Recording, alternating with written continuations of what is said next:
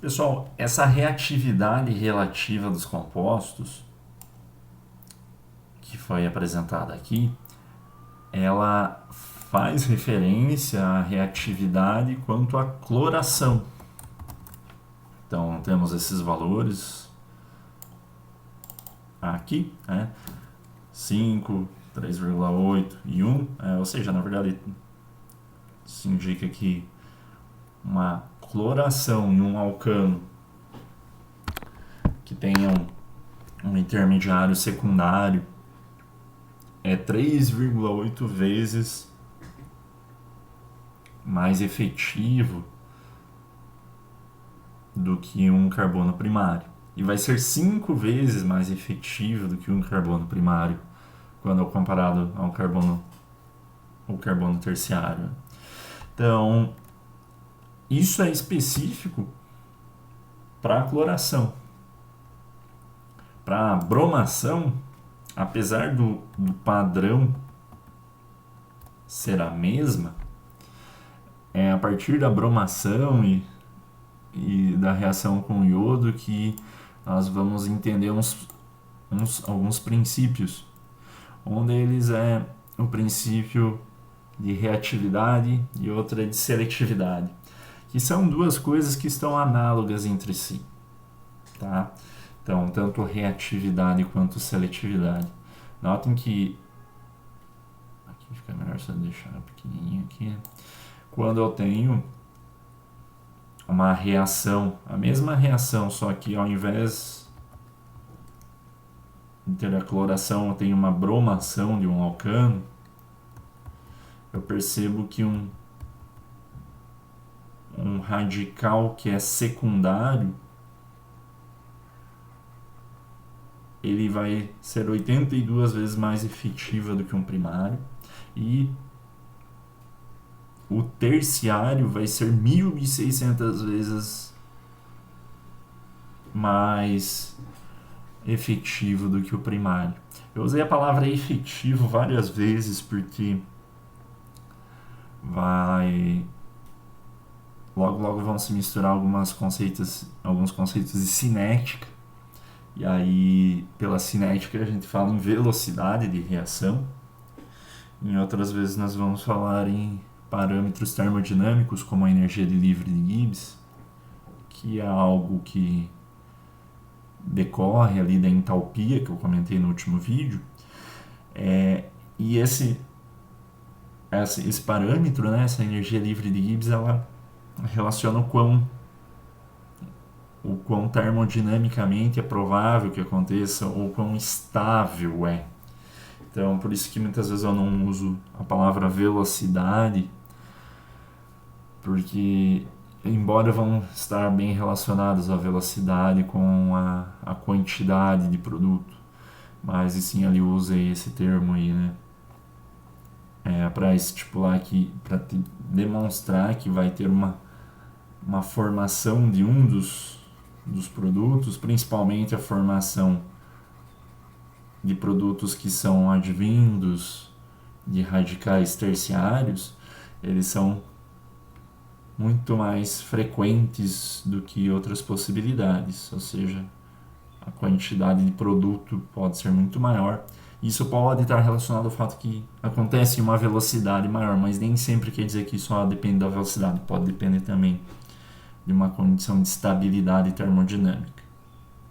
Então, aqui embaixo eu tenho uma reação que é análogo ao que a gente já viu, né? Um butano interagindo com bromo sob a influência de uma luz de um determinado comprimento de onda, tudo isso resultando em dois compostos, o 1-bromobutano e o 2-bromobutano, assim como o ácido bromídrico. Nem precisamos nos preocupar com ele.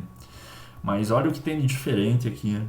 Olha o bromobutano ou 1-bromobutano, você tem um rendimento de 2%, enquanto que o 2-bromobutano tem um rendimento de 98%. Vamos voltar lá quando eu estava apresentando a cloração só para você ver a diferença que há nessas reações entre a mesma reação, só que ao invés de cloro, bromo. Aqui eu tenho, né, o butano com cloro. E aqui eu tenho os valores. Quando tem uma cloração, a gente pode olhar só para esse valor experimental, que já sabe que é o esperado ali. Então, na cloração, o produto 1-clorobutano, ou seja, o produto que advém de um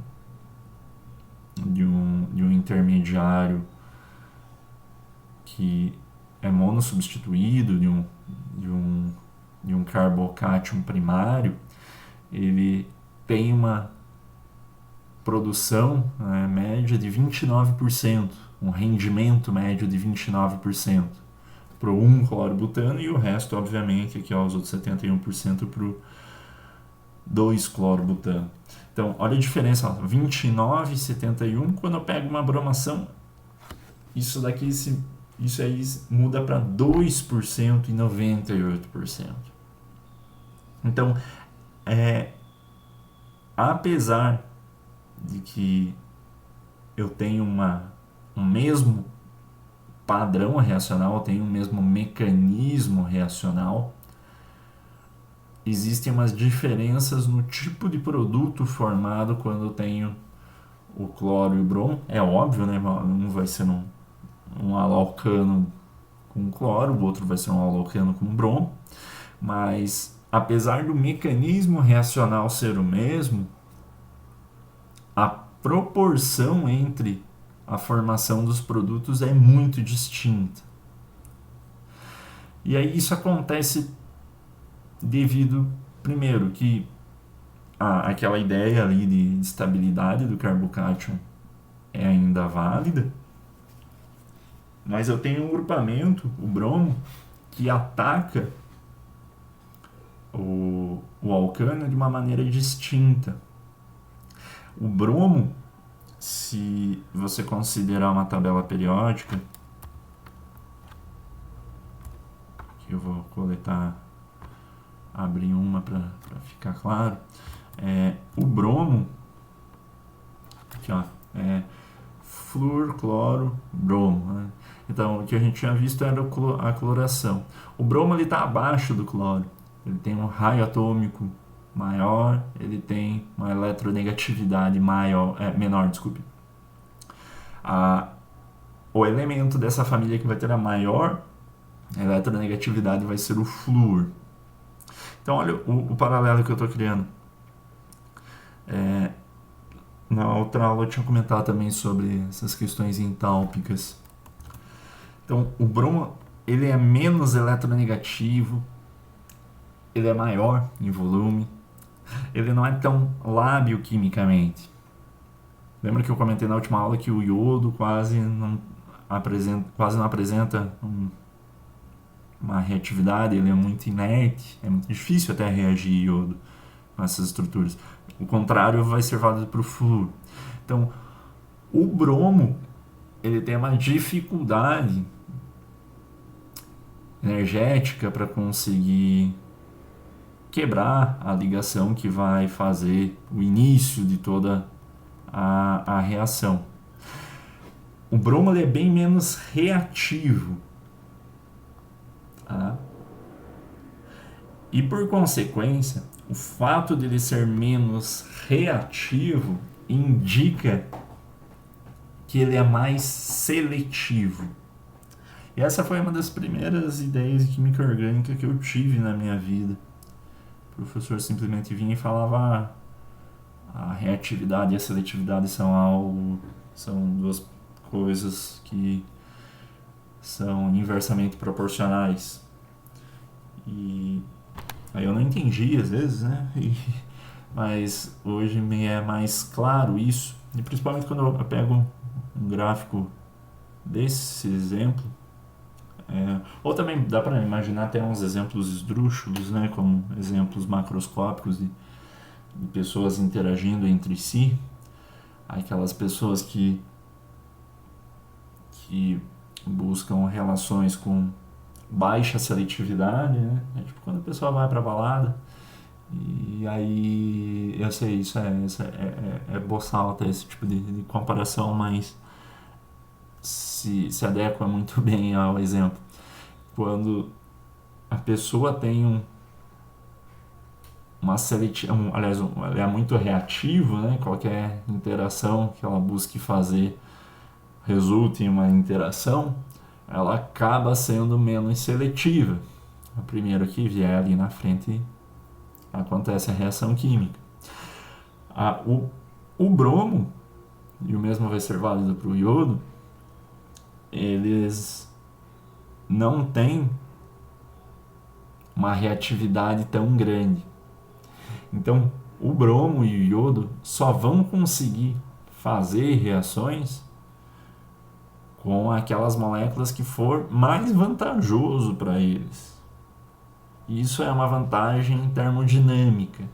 Então, aqui eu tenho dois gráficos que representam isso, né? Energia potencial. Então, quando eu tenho um alcano com um cloro reagindo, para que essa reação se inicie, como o cloro ele é muito reativo, se o cloro encontrar um carbono primário, um carbono secundário ou um carbono terciário na frente dele, ele vai reagir.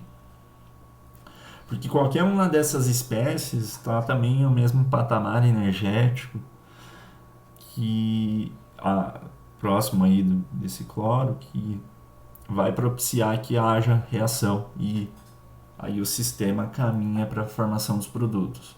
Só que um carbono primário, um carbono secundário, um carbono terciário, frente à reatividade do cloreto, eles praticamente são muito próximos. Porque o cloro ele vai reagir com qualquer espécie que tiver à frente dele. Ele tem um calor, uma entalpia de reação muito grande. Então, ele precisa somente de um pouquinho de energia para reagir com qualquer espécie. Então, esse um pouquinho que ele precisa é o que... Então, imagine que você tem o estado inicial dos seus reagentes aqui, tanto o alcano quanto o cloreto, eles estão em um patamar de energia, e esse sistema aí evolui por causa que ele ganha um pouquinho, há um pequeno acréscimo de energia, e aí esse cloreto, com esse pouquinho de energia, ele consegue reagir com qualquer espécie, tanto um carbono primário, secundário e terciário, e aí ele vai conseguir gerar aí produtos que vão ter uma distribuição mais ou menos próxima. Ali na cloração nós vimos isso, né? 28% e 72%. Então, da diferença entre os produtos. Quando eu tenho o bromo reagindo com o alcano, que é esse painel aqui à direita, ele está num patamar de energia muito abaixo do que essa mistura reacional alcano-cloreto, cloro radicalar. Então, eles estão numa situação de inércia química, onde para que aconteça alguma reação química, esse sistema alcano e bromo radicalar precisa de muita energia. E aí, essa quantidade de energia que é suprida para o sistema, você pode suprir como calor. Então, só a partir do momento que você coloca uma certa quantidade de energia, quantidade de calor, é que você consegue que o bromo reaja com o alcano. Só que, como você precisa inserir muito mais energia do que precisaria para a situação ali do cloro, eu só vou dar uma limpada aqui para possibilitar que você enxergue. Aqui, ó, vou colocar em verde o patamar inicial do cloro e o patamar final do cloro. Então eu tenho essa diferença de energia. E aqui, ó, é o patamar inicial do bromo e o patamar do seu intermediário. A distância, estão percebendo que é maior. E essa distância é o que? É a distância dos reagentes até o estado de transição, até o intermediário. Então, notem que para o cloreto, o intermediário entre um carbono primário, secundário e terciário, eles estão muito próximos em energia. Por isso que o cloro ele é pouco seletivo, ele é muito reativo. Qualquer pouquinho de energia que vem ali no sistema já serve para ativar ele e ele começa a reagir com qualquer um ao seu lado. E a diferença é como ele tem muita energia ele associado, a diferença entre esses estados de transição vai ser muito pequena e por isso ele consegue reagir muito bem com os outros, com qualquer espécie, primária, secundária e terciária. Agora, aqui para o bromo, percebam que a distância dos radicais, a diferença desses patamares entre um radical primário, secundário e terciário é maior.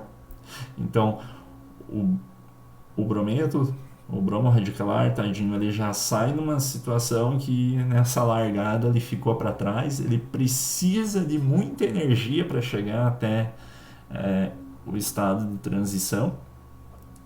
Então, não são todas as moléculas que conseguem chegar a esse estado. E quando ele chega, ele fica tão feliz ali que ele vai reagir com as estruturas que têm menor energia ali, que ele já gastou tudo isso para chegar até aquela situação, ele vai tender a reagir com os intermediários, os carbocátions que têm menor energia, portanto são os mais estáveis. Quem que são os mais estáveis? Os terciários, depois os secundários e depois os primários. Então, as bromações, elas requerem muita energia para justamente vencer toda essa curva de energia potencial.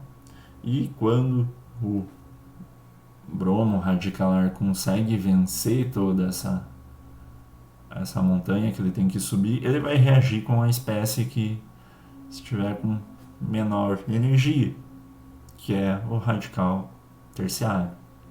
E então todo bromo radicalar que chega nesse estado, ele reage prontamente com aquilo que for mais vantajoso nos radicais terciários. Porque ele ainda precisaria ter mais um acréscimo de energia para conseguir reagir com um carbocátion secundário e um incremento maior ainda para conseguir reagir com um carbocátion primário. Então é uma dificuldade adicional que esse caminho reacional encontra. Então é mais fácil e será mais fácil sempre para o sistema evoluir de tal forma que ele reaja com somente as estruturas mais estáveis, carbonos terciários. E aí, se isso acontece, todo o bromo é consumido com os radicais terciários, com as estruturas dos carbocátions terciários, não havendo nenhum de sobra ali para reagir com os secundários e primários. Então, a reatividade, apesar de ser menor, vai fazer com que o bromo seja muito mais seletivo. Ele vai selecionar somente as estruturas mais estáveis, os carbocátions mais estáveis. E é isso que explica o porquê que, por exemplo, aqui quando eu tenho o butano e ele reage com o bromo, eu tenho muito mais do 2-bromobutano do que do 1-bromobutano. Perfeito? Na próxima aula eu continuo comentando mais sobre a entalpia das espécies e aí o que diferencia o cloro e o bromo. Vou apresentar alguns valores que na verdade só corrobora com o que eu acabei de falar. E aí vamos para iodo e flúor, vamos ver mais uns aspectos, tá bom? Por hora eu vou finalizar. Caso vocês tenham alguma dúvida, me encaminhem um e-mail, tá bom? Até mais, pessoal.